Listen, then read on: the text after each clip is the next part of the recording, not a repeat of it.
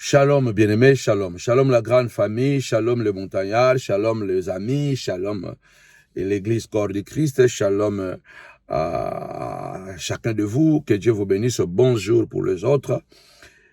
Cette vidéo, c'est pour alerter tout simplement à chacun de nous que la vie est faite des surprises et quelquefois des surprises non agréables. Je prends référence de la Bible qui dit que ne te vante pas du lendemain, car tu ne sais pas ce qu'un jour peut enfanter. La vie est faite de choses bizarres quelquefois, et malheureusement quelquefois des choses très bizarres. L'histoire que je vous raconte ici, c'est une histoire vraie, d'une fausse accusation de l'abus sexuel. Un papa qui est avec moi à l'église, et ça fait déjà plus de 3 ans qu'il est avec moi. Et dernièrement, je crois, il y a 2 semaines passées, pendant que nous étions dans le bureau et que j'étais en train de préparer, de m'apprêter pour aller prêcher, on vient m'apprendre qu'il était en train de pleurer, mais pleurer vraiment fortement, et pleurer. Et quand le papa, qui est le responsable de mon bureau, est venu me voir, il dit, mais papa, c'est pas normal, pourquoi? Et je sais qu'il y a la prière, mais là, la manière dont il est en train de pleurer, ce n'est pas bien.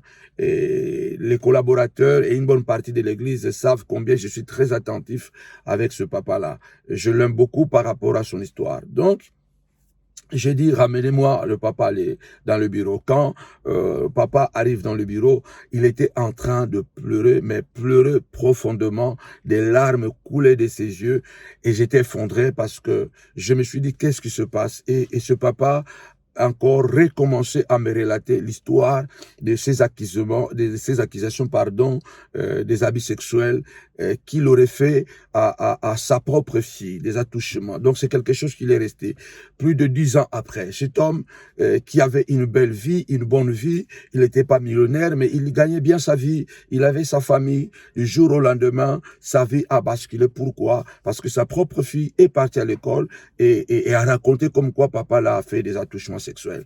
Et vous savez comment ça se passe ici en Europe quand il y a ce genre de choses.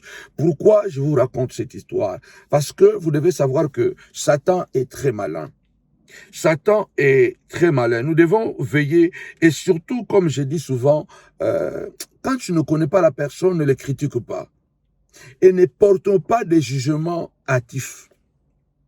Parce que nous ne savons pas de quoi le monde vraiment est fait. Il n'y a rien qui garantit, bien-aimé dans le Seigneur, que demain tout ira mieux. À part la foi que nous avons vraiment en Dieu. C'est pourquoi je vous encourage de croire en Dieu. Comment une fille, un enfant que tu as mis au monde va t'accuser de choses comme ça, et comment les gens ne peuvent pas croire? Parce que c'est un enfant qui parle. C'est un enfant qui parle. Malheureusement, j'ai découvert une chose en français. Là où il y a le bien, il y a le mal. Le mal est toujours à côté, le mal n'est jamais loin. J'ai découvert quelque chose en français, par exemple, quand vous écrivez bénédiction et vous écrivez aussi malédiction, vous avez 11 lettres.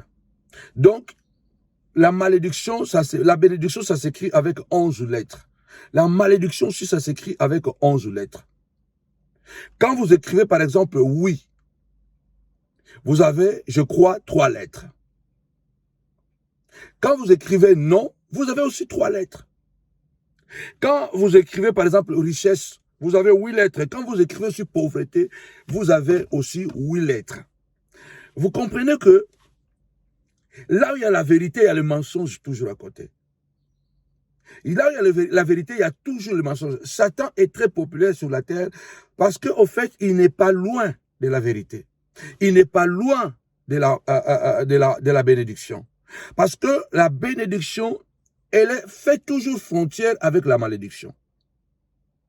Le oui fait toujours frontière avec le non.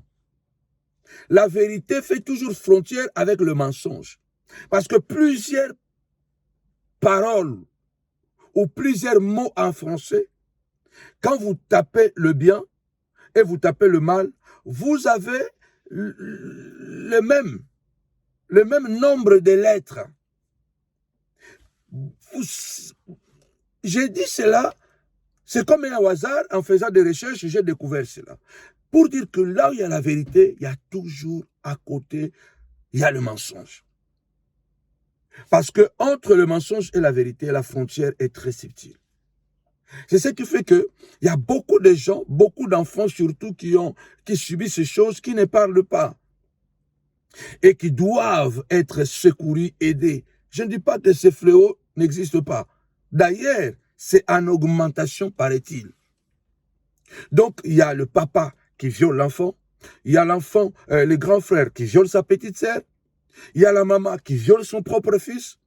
Donc, il y a les voisins il y a tellement d'agressions envers la femme, envers les petites filles, envers les jeunes garçons, hein, parce que il n'y a pas que les petites filles qui subissent ça. C'est vrai, ces fléaux existent. Et ça doit être condamné avec sévérité. Ça doit être condamné parce que personne ne peut cautionner l'agression sexuelle sur un enfant. Ça, c'est inadmissible. Personne ne peut accepter qu'un père puisse violer sa fille. Mais malheureusement, ce fléau fait des victimes collatéraux. Ce papa qui est entré dans le bureau, il clame son innocence, il dit, papa, ça fait 3 ans que depuis que je t'ai croisé, je t'avais raconté la même histoire.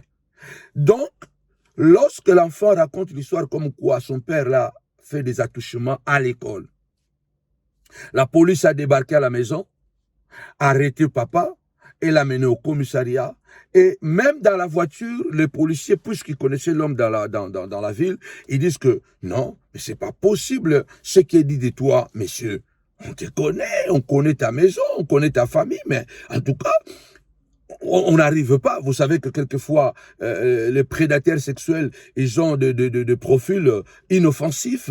Il y a des gens qui semblent qu'ils sont bons dans la société, mais la nuit, ce qu'ils font, vous ne le savez pas, parce que l'habit ne fait pas moine. Mais n'oublions pas aussi, c'est l'habit qui confirme, c'est l'habit qui peut aussi témoigner que cette personne est un moine. Même si l'habit ne fait pas moine, mais c'est par l'habit qu'on reconnaît aussi un moine. Mais malheureusement, l'habit ne fait pas toujours un moine. Donc, il pouvait aussi être vrai.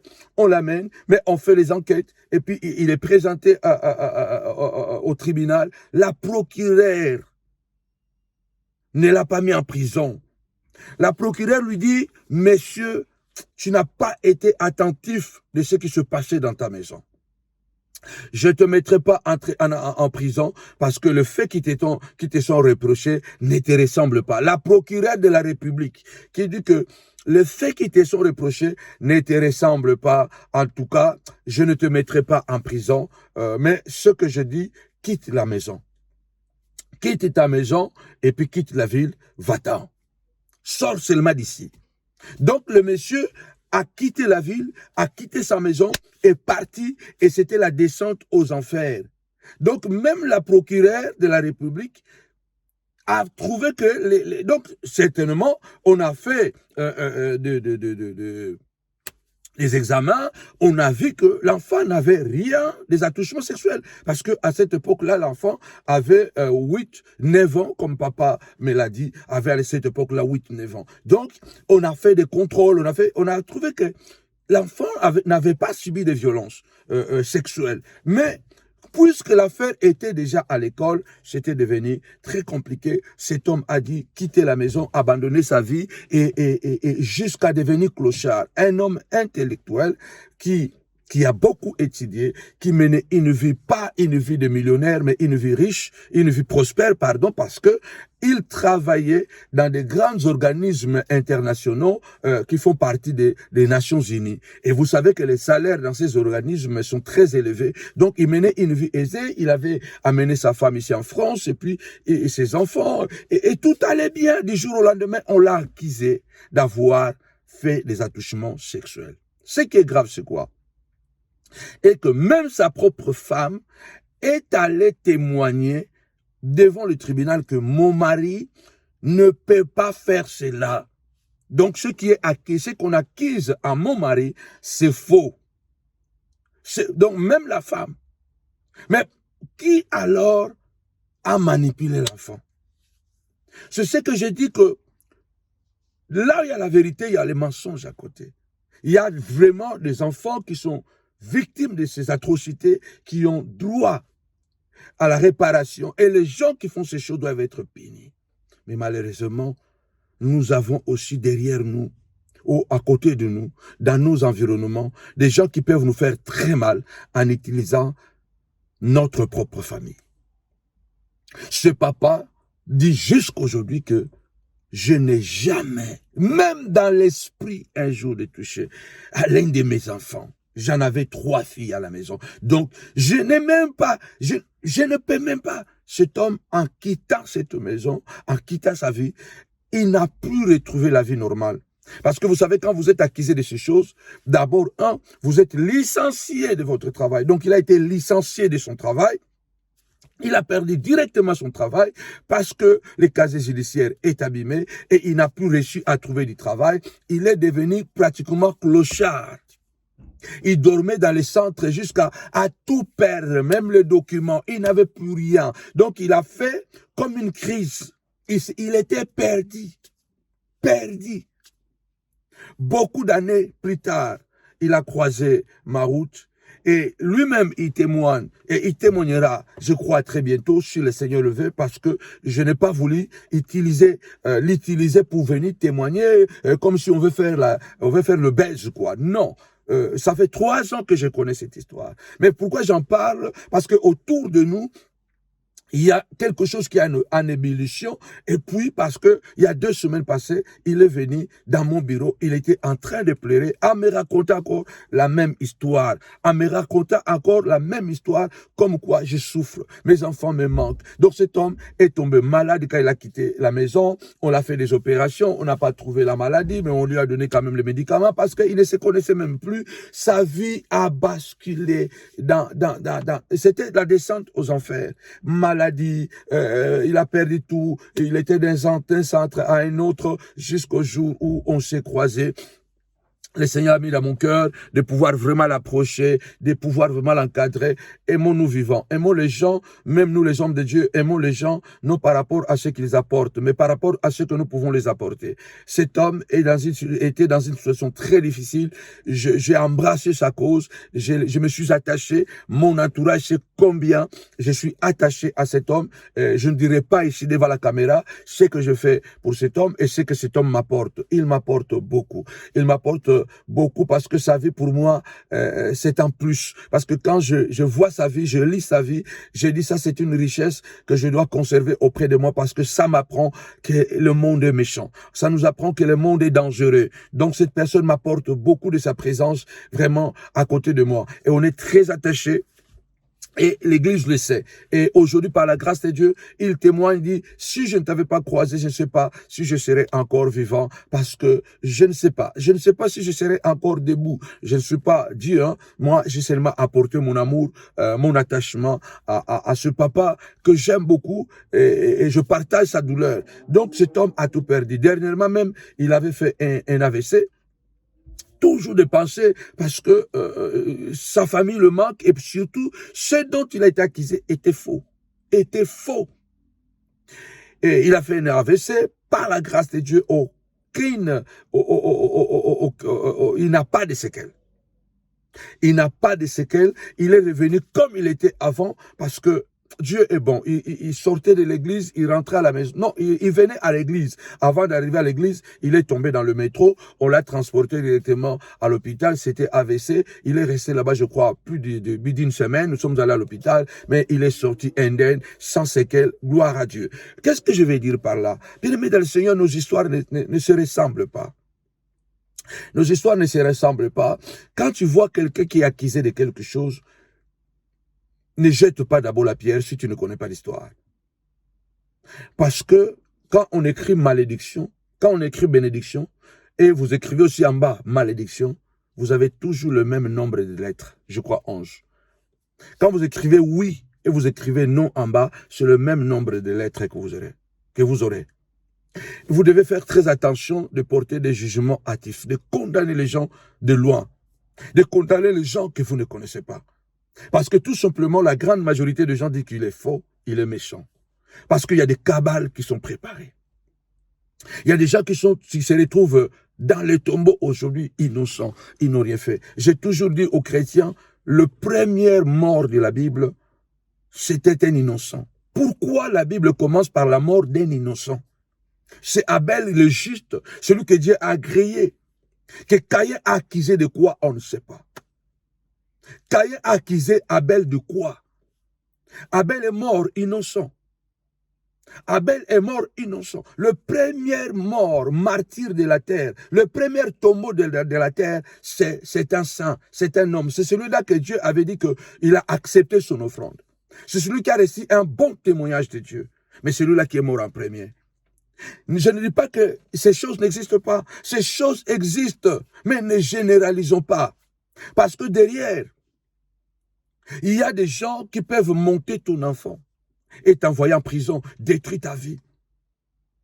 Je me pose la question, pourquoi la procureure de la République a dit à ce monsieur, je ne te mets pas en prison, mais quitte seulement la ville, quitte la maison. Va-t'en seulement. Malgré que la femme a témoigné que mon mari ne peut pas faire ça. Mon mari ne peut pas faire ça, mais cela n'a pas empêché à cet homme de tout perdre. Donc le témoignage de la femme n'a pas été reçu. Mais la procureure a déduit que ce monsieur était innocent. Ce monsieur ne pouvait pas faire une agression sexuelle sur son enfant. Mais sauf que la procureure lui dit, tu n'as pas le choix parce que tu n'as pas été attentif. Attentif de quoi? Qui en voulait à ce monsieur? Qui en voulait à la vie de ce monsieur? Je veux tout simplement dire aux gens, faisons très attention, regardons nos arrières. Dernièrement, il y a un frère qui m'a appelé pour me dire que ma fille a figué. Elle m'a laissé une lettre comme quoi, papa, j'ai figué parce que je peur, peut-être que tu peux me taper. Pourquoi? Parce que papa a trouvé que l'enfant a 11 ans. L'enfant a 11 ans. Il y a 3 semaines passées, hein, l'enfant a 11 ans et puis il a trouvé qu'il avait posté des messages sur WhatsApp qui n'étaient pas appropriés pour un enfant de 11 ans. C'était pas bien. C'était pas des bons messages parce que, voilà, ça disait des choses que je ne vais pas dire ici. Alors l'enfant, papa a eu à se fâcher. Et puis, il a donné à sa fille 2 feuilles. Il dit, tu dois écrire que je ne mentirai plus à papa. Je ne mentirai plus à papa. Tu dois, ça c'est ta punition, tu dois écrire 2 feuilles rétro-verso. Tu remplis ça. Et quand papa est sorti pour aller, je crois, acheter quelque chose, l'enfant est parti. Il a cherché l'enfant, il n'a pas trouvé. Qui a trouvé? C'est la police qui est venue toquer à la porte. Pour lui dire que, voilà, ne vous inquiétez pas, messieurs, votre enfant est quelque part dans une famille, il est protégé, il va bien, mais vous êtes convoqué au commissariat. Il m'appelle, il m'a dit, regarde ce qui se passe. Sans qu'il le sache, donc l'enfant, ayant eu peur, elle a fui dans une famille de l'une de ses copines qu'elle a l'habitude d'aller fréquenter. C'est la famille là qui a dit à l'enfant, tu dois dire que papa est agressif.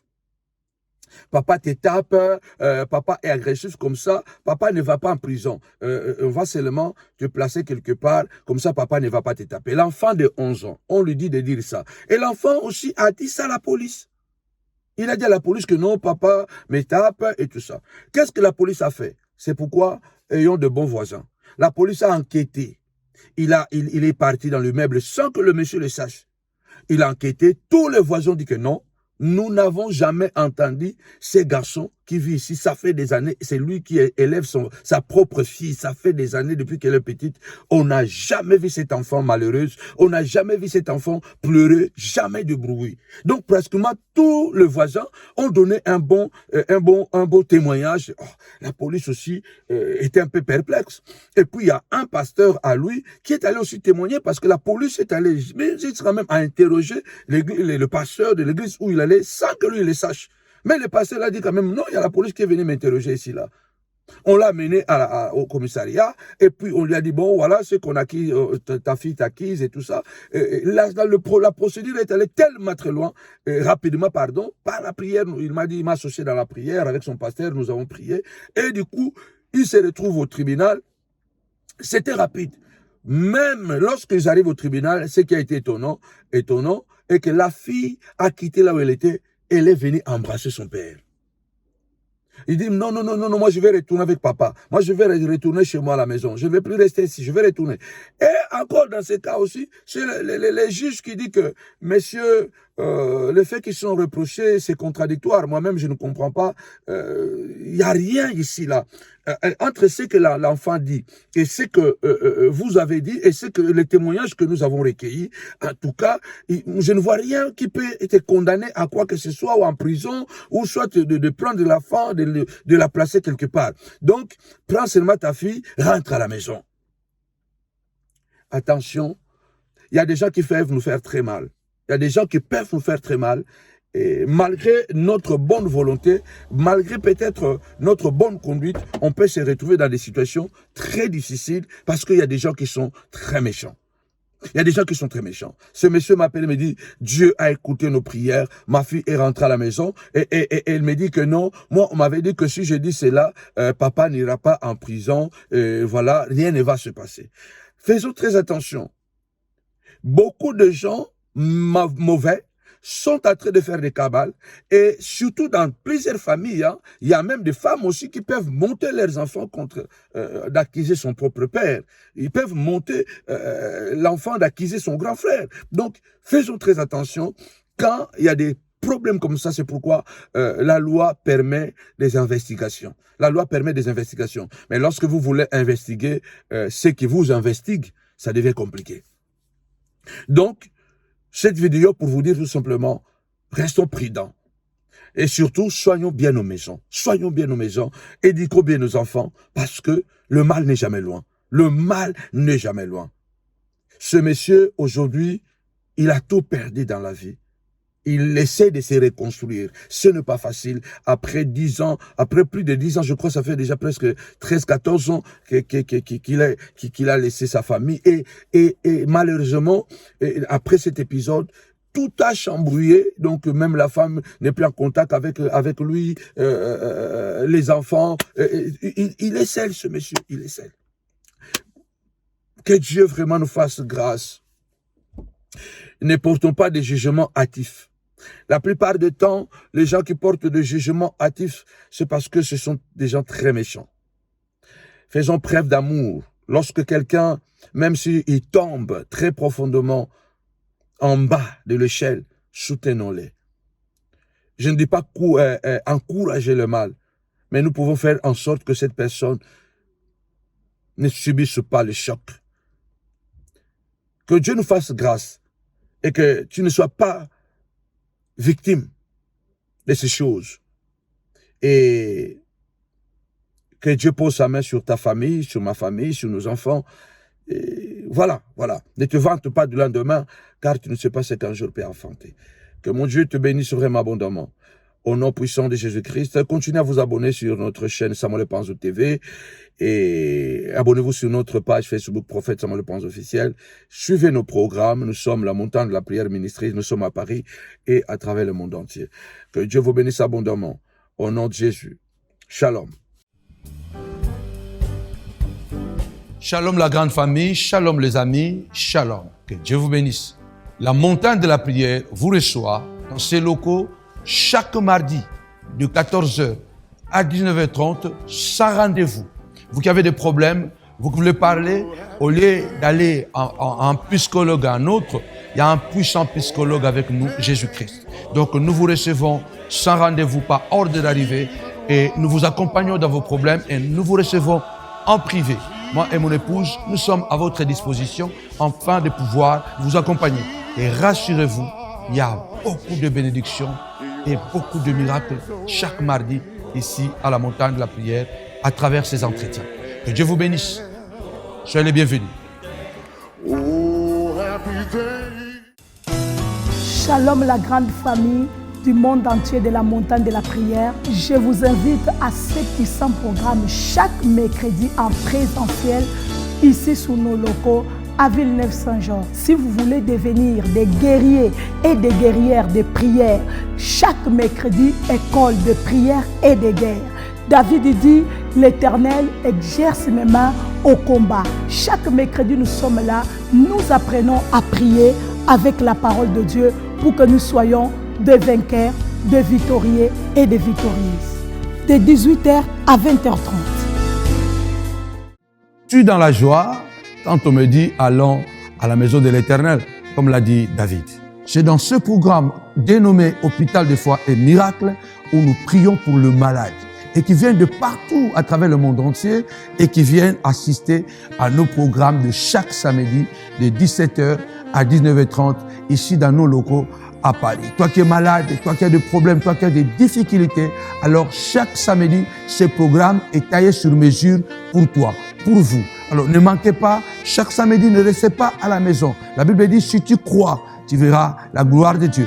C'est chaque samedi que nous venons à cet hôpital de la foi et nous croyons au symbolisme. Nous croyons que le Seigneur est le même hier, aujourd'hui et éternellement. Ne restez pas à la maison, venez nombreux parce que chaque samedi, il y a des puissants témoignages, des gens qui laissent le béquille, il y a des aveugles qui voient, il y a des paralytiques qui marchent, il y a des malades qui sont guéris, des hommes et des femmes trouvent des solutions, des puissants témoignages. Chaque samedi, hôpital de foi et miracle pour toi parce qu'il y a un miracle préparé pour toi. Il est écrit, si tu crois, tu verras la gloire de Dieu.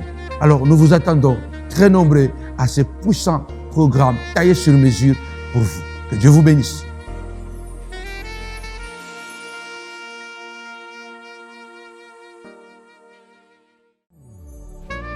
Shalom, shalom la famille, shalom. Tous les dimanches à présentiel de 10h à 13h. Puissant programme de culte, puissant moment de rafraîchissement de la parole de Dieu. En tout cas, des moments à ne pas manquer. Car David a dit, je suis dans la joie lorsque me dit, allons à la maison de l'Éternel. On se sent mieux à la présence de Dieu. Dimanche, ne restez pas à la maison. Nous vous attendons, ne manquez pas.